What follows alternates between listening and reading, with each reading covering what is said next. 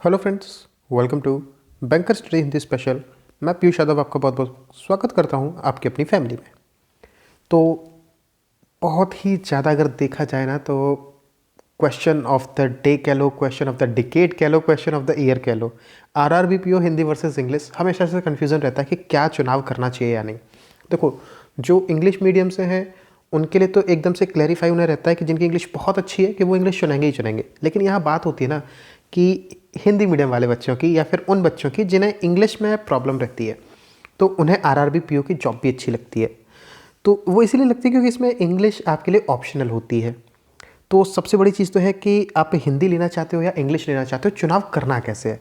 क्योंकि कई बार पिछले 2 या 3 सालों से अगर आप लगातार देखोगे, पेपर को उठाओगे, तो आप देखोगे कि जो हिंदी का लेवल है वो बहुत ज़्यादा हाई जाने लगा है इंग्लिश के मुकाबले।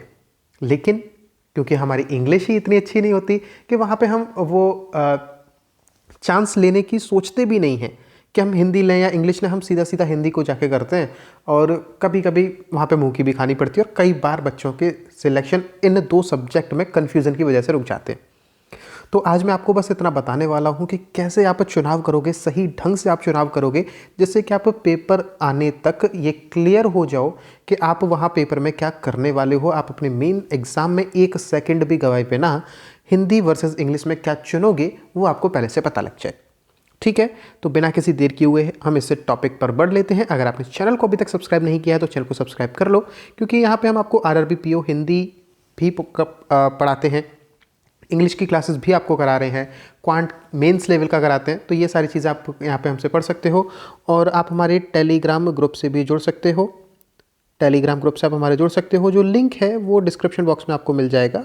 Link is in description box. तो वहाँ से जाके आप हमारे टेलीग्राम ग्रुप से जुड़ सकते हो। वहाँ पे काफ़ी सारे बच्चे हैं, 700-800 के आसपास बच्चे हैं। तो वहाँ पे आप अपना डिस्कशन भी कर सकते हो, रीडिंग का कंटेंट भी वहाँ पे आपको मिल जाता है और साथ ही जो भी इंपॉर्टेंट अपडेट्स होती हैं वो भी आपको मिल जाती है। तो चलिए अब हम अपने इस जो भी टॉक ऑफ द डे है उसको शुरू कर लेते हैं।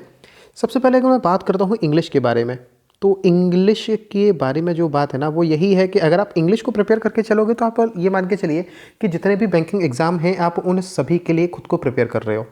ठीक है, तो यहाँ पे एडवांटेज आपको हमेशा ये रहता है कि आप हमेशा ही ज़्यादा पॉसिबिलिटीज़ के साथ आगे बढ़ते हो अगर आपने इंग्लिश को स्ट्रॉन्ग कर लिया है तो। और इंग्लिश को स्ट्रॉन्ग करना कोई बहुत बड़ी चीज़ नहीं है।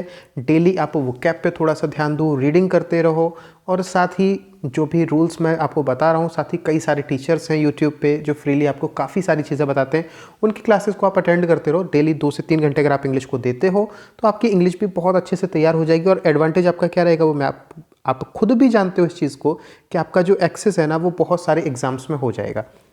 लेकिन बात तो इसकी है ना सर कि हम तो आरआरबी पीओ को लेना चाहते हैं, वहाँ पे हमें हिंदी करना है, तो इसका बताओ कैसे करें। तो इसके बारे में मैं पहले आपको बता देता हूँ कि देखो, हिंदी जो आपका सब्जेक्ट है वहाँ पे एग्ज़ाम में ये कोई हलवा जैसा नहीं आता है। ये यानी कि ये बहुत इजी नहीं पूछी जाती है हिंदी। इस बात को तो सबसे पहले ध्यान रख लो कि ये जो आप सिंपल सिंपल वाली हिंदी पढ़ लेते हो, यूपी ट्रिपल एससी में पूछी जाती है, इस तरह की हिंदी वहाँ नहीं पूछी जाती। ये पहली बात आप दिमाग में रख लो। वहाँ पे हिंदी व्याकरण भी नहीं पूछी जाती, तो फिर पूछा क्या जाता है वहाँ पे? सर हिंदी भाषा का ज्ञान पूछा जाता है। अब ये हिंदी भाषा का ज्ञान हमें कैसे होगा?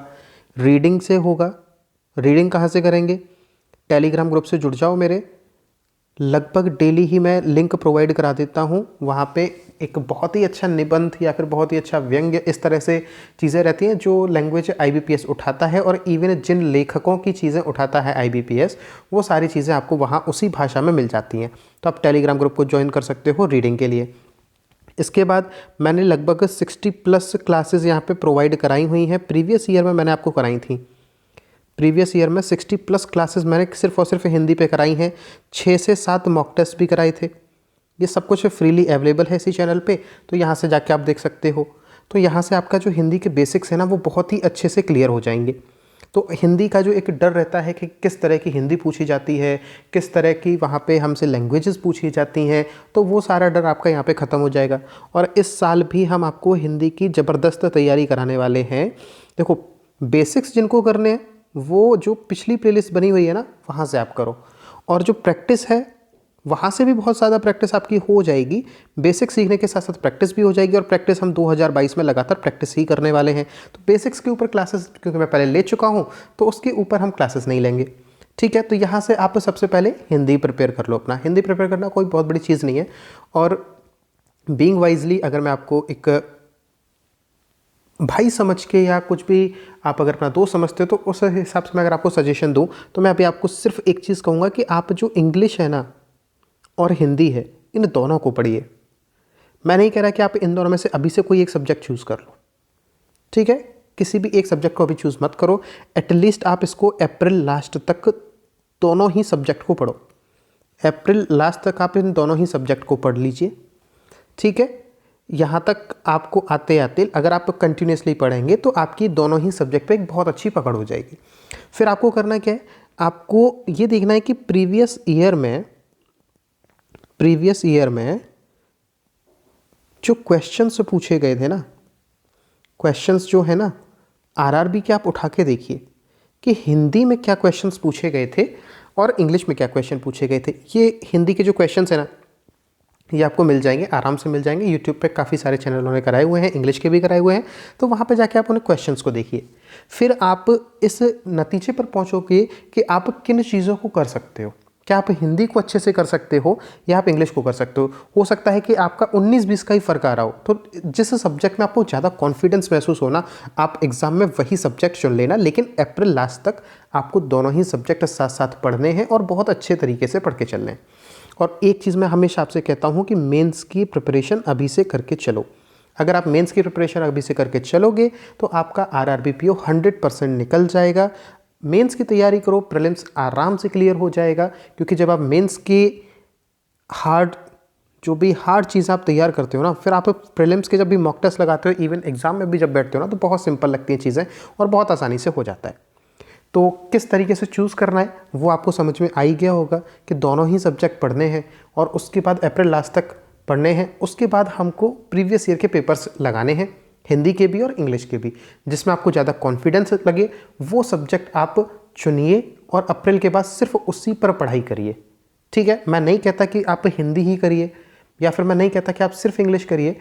आप अप्रैल तक दोनों सब्जेक्ट करिए, आराम से करिए, बहुत आसानी से आप इसे ख़त्म भी कर लेंगे और एक जो कॉन्फिडेंस है ना वो बिल्डअप हो जाएगा आपके अंदर, ठीक है।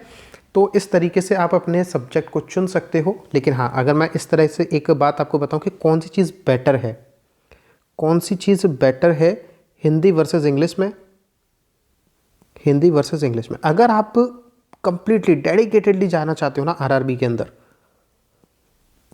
और आपको इंग्लिश में बहुत हाथ तंग है, आंख बंद करके हिंदी पे मेहनत करना शुरू कर दो अगर आपका इंग्लिश में बहुत ही ज़्यादा हाथ तंग है। लेकिन अगर आपने इंग्लिश पहले भी कहीं पढ़ी है या फिर आपको इंग्लिश समझ में आती है, अगर आप पैराग्राफ्स को समझ सकते हो तो आप इंग्लिश को भी पढ़ सकते हो, ठीक है।